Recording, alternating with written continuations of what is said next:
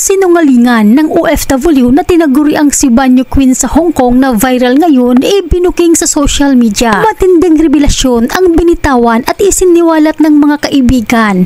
Isa na dito ang patungkol sa AFAM na sinasabing kanyang kasintahan. Kasunod ito sa mensahe na post ng isang vlogger na di umano'y parang kinusinti pa si Banyo Queen. Mensahe kasi nito, impokrita ang mga kabayan mo dyan sa Hong Kong, mga kulang sa dilig. Puro kasi mga noodles ang kinakain. Hindi nagustuhan ng mga OFW sa Hong Kong ang post ng vlogger.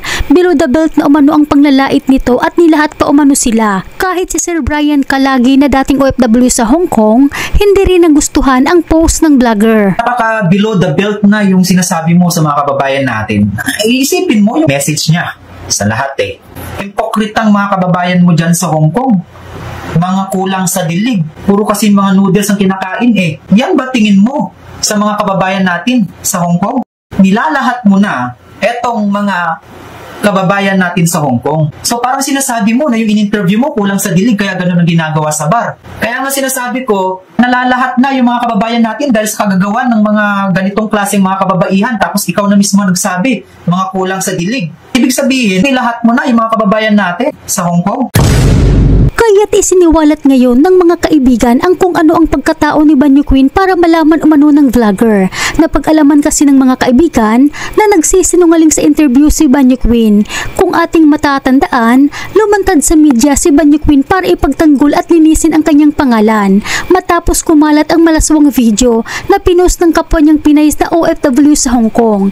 Malabo man ang mukha pero kitang-kita sa video ang ginawang kababalaghan nitong ating kabayan at ng kanyang AFAM na sinasabi ng kanyang kasintahan sa loob ng karaoke bar na pinagpiestahan ngayon sa social media na ngayon umani ng samot-saring batikos mula sa mga netizens. Ang video na kalat ngayon na nagbaon sa kanya sa kahihiyan. Kung tutuusin mga kababayan, kung ako yung nasa sitwasyon na yun, bakit pa ako magpapa-interview para ilantad yung aking pagkakakilanlan? Kung tutuusin nga, hindi ko nga namukhaan siya dun sa video na yun. Siya rin lang ang naglantad sa kanyang sarili.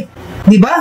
Naayon naman sa mga kaibigan ni Banyo Queen sa Hong Kong, karma umano ang nangyari dito kay Banyo Queen. Dahil sa masama umano ang ugali nito, marami duman itong kaaway at sinaktan. Maliban pa dito, isiniwalat rin na isa di umano itong magna ng pera at ng mga gamit. At para sa karagdagang pang-impormasyon, narito pakinggan po natin ang buong video ni Sir Brian Kalagi na dating OFW sa Hong Kong para malaman umano ng lahat, lalo na ng isang vlogger na nag-interview kay Banyo Queen kung ano ang tunay nitong pagkatao. Na ayon kay Sir Brian Kalagi, nadamay na ang lahat ng OFW sa Hong Kong dahil sa kagagawan ng iba. Tulad na lang nitong post ng isang vlogger na nilahat na ang OFW sa Hong Kong. Tatlo itong nagsabi sa atin. Ito ay mga kaibigan mismo. Sabi dito ng nag-message sa atin, it's karma po yun nangyari kay BQ. Kasi maitim ang budhi niyan. Dami niyang kaaway at mga agaw kasi ng lalaki yan. Tapos po, halos lahat ng bar sa Wan Chai nakaban na yan. Sa Lang Kwai Fong po nangyari ang video, hindi sa Wan Chai.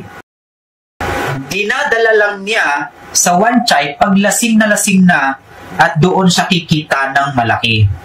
Okay? Yung kalbo, di niya jowa yun. Customer niya lang yun. Sobrang demonyo ang ugali niyan, sir. As in, mga customer niya, sinasampal, kinukurot, binubugbog, lalo na pag ayaw na magbayad. Saklap naman neto.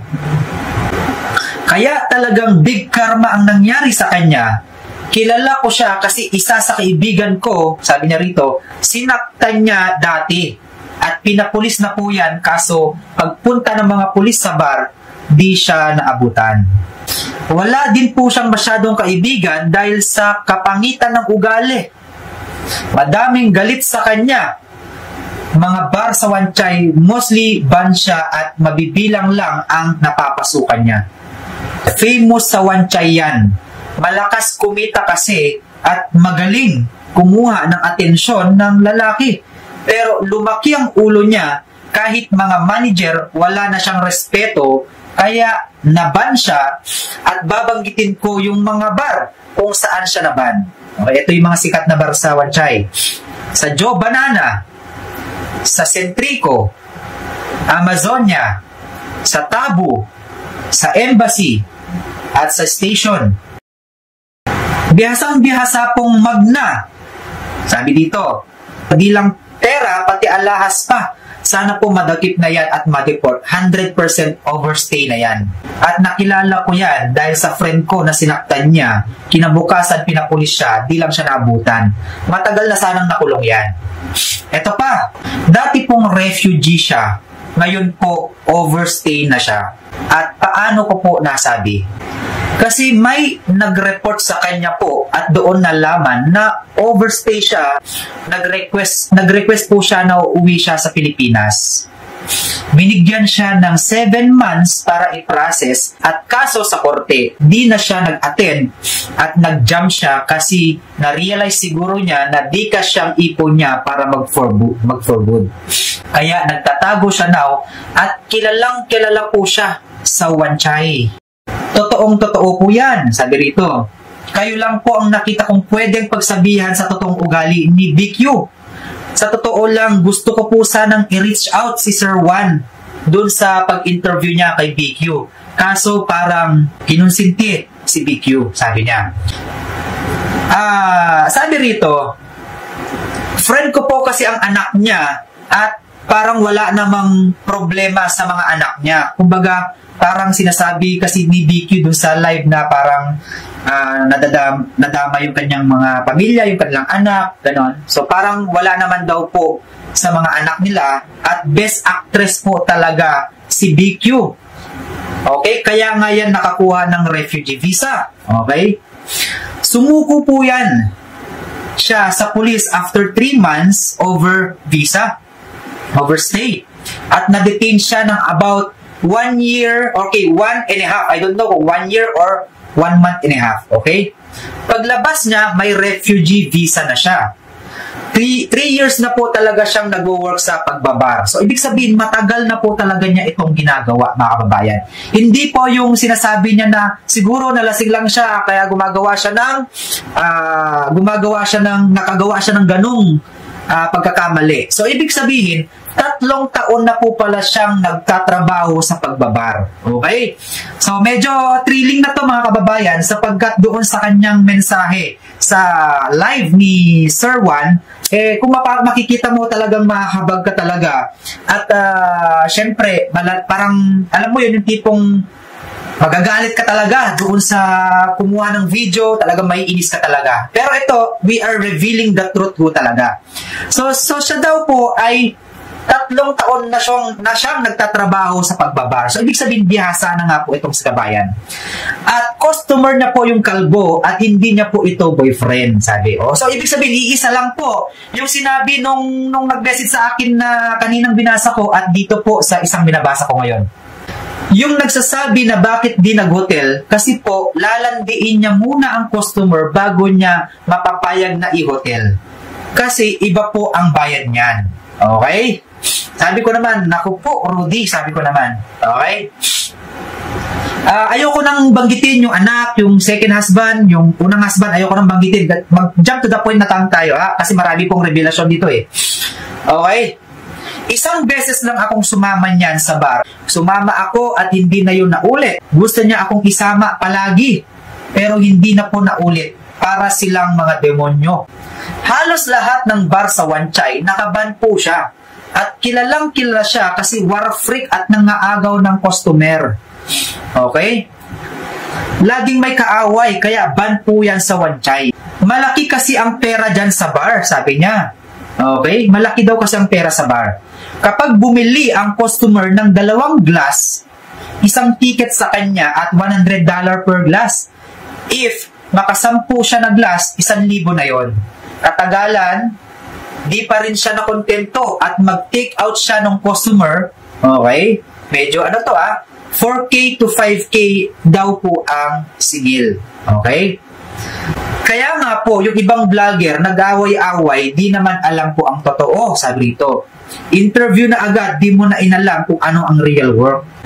Yung sabi niya na magpatulfo siya, hindi naman siya pwedeng umuwi kasi refugee siya at hindi basta-basta mapapauwi. Kung sakaling gusto mong umuwi, mababan ka na sa Hong Kong forever. Hindi ka na makakabalik sa Hong Kong. Okay? Sabi niya, kilala niya po ako. Sabi niya dito. Kasi si Kabayan daw po ang unang tumulong kay BQ dyan sa Hong Kong. Pero wag ko na lang daw banggitin.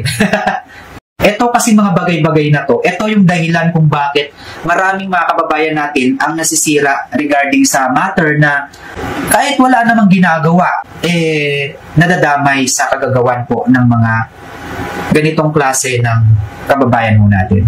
Tandaan po natin na halos ulit-ulit ko na rin sinasabi na tayo o kayo dyan na nasa ibang bansa, kayo po ang ambassador ng Pilipinas at kung ano man ang ginagawa nyo dyan na kababalaghan o kung ano pa man, yan po ang magiging parang magiging tingin ng mga ibang mga lahi. Kagaya niyan, kung napanood nyo po yung isang kababayan ho natin na talagang discriminate sa loob po ng MTR na yung mga kababayan natin ganito, ganyan, ganito, napakadaming sinasabi at nilahat niya ang mga Pilipina, which is yun po yung ating kailangan putulin na hanggat maaari, bigyan ho natin ito ng katarungan yung mga kababayan natin na wala naman pong ginagawang masama sa ibang bansa. Kaya lang ho nadadamay yung mga kababayan ho natin dahil po sa kalokohang ginagawa ng iba nating kababayan. Hindi ko po nilalahat yung mga kababayan natin kasi so far napakaraming mga matitino. At sa totoo lang, proud ang mga ibang lahi sa mga Pilipino sa pagiging masipag, sa pagiging maganda sa kanilang mga trabaho. Pero nasisira ho tayo sa mga kababuyan o sa mga kalaswaan na ginagawa ng iba nating kababayan. Ito lang po yung gusto kong itama, mga kababayan. Hindi po na dahil sa sinisiraan ko, pero dahil napoprovoke ho na yung iba na parang sinasabi nila na okay lang yung ginagawa ni Ate Girl na naggaganon kasi buhay niya yun. Oo, nandun na nga tayo. Walang problema, buhay na po yan. Pero sa akin lang, nagiging parang yun na po yung nagiging tingin na ho kasi ng mga ibang lahi sa mga Pinay na kahit wala kang ginagawa, nag-discriminate ka dahil nga sa kagagawan ng mga ganito. Sa pag-video naman po ni ate, hindi po natin kinukonsintihan. Mali po yung pag-video na yan. Sana ang ginawa ni Kabayan, kinausap na lang na huwag naman dito sa bar na ganitong public na public. Pero kung talagang hindi mo talaga masita ng gusto, wala na tayong ano dyan. Kumbaga, kapalan na lang ng pagmumuka. Okay? Sinasabi ng iba, may mga kanya-kanya tayong mga baho, may mga kanya-kanya tayong tinatagong mga baho. Totoo ho yan. Ang worst lang is nakita o nabidyuhan si Kabayan sa kanyang ginagawa. Kaya nga sinasabi ko, ito ba ay karma o talagang inaayos lang ni Lord ang lahat? Kasi ito, base sa sinasabi rito, 3 taon nang ginagawa ni Kabayan to at base po dyan, marami siyang kaaway. So parang, ito ba ay karma o sadyang tinatama lang ni Lord ang lahat? Kung napanood mo ang buong video, Kabayan, ano ang masasabi mo dito? Kinarma nga ba si Kabayan sa lahat ng kanyang ginawa? O itinama na ni Lord ang lahat para matigil na ang maling kanyang ginawa?